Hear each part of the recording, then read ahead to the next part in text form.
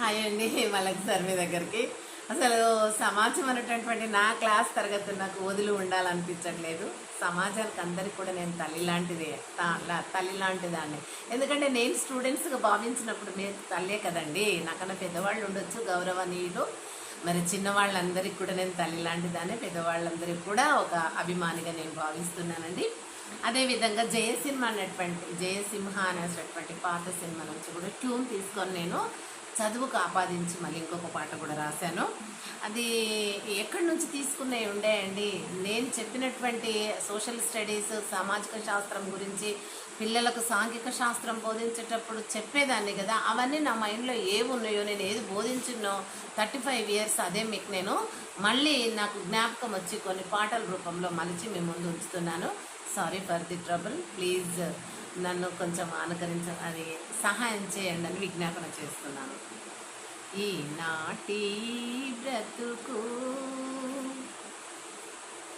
కల కాదండి నిజమండి, ఈనాటి బ్రతుకు కల కాదండి నిజమండి, ఈనాటి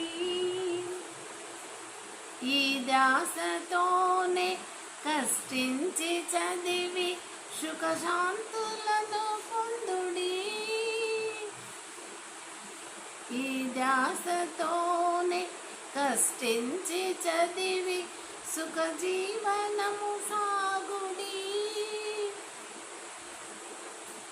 ఉపాధికి కష్టాలన్నీ బ్రతుకు బాగుండేది చదువే కదా, ఈనాటి ఈ బ్రతుకు కల కాదండి నిజమండి, ఈనాటి ఈ బ్రతుకు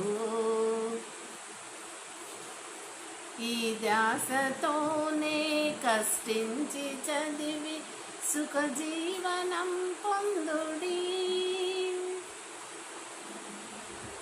ఈ కష్టాలే బ్రతుకు బాగు చేయు చదువే కదా, ఈనాటి ఈ బ్రతుకు కల కాదండి నిజమండి. చూడండి, మనం ఇప్పుడు ఈ పొజిషన్లో లేకపోతే ఈ స్థానంలో ఇంత మంచి ఆహారము బట్టలతో మనము ఈ రోజుల్లో జీవిస్తున్నాం. పూర్వకాలంతో కంపేర్ చేస్తే నిజంగా ఒక చీర చినిగిపోతే ఇంకో చీర చినిగిపోతే చినిగిన కాడికి కట్ చేసి ఆ రెండుని జాయిన్ చేసి కట్టుకొని జీవించిన వాళ్ళు ఉన్నారు.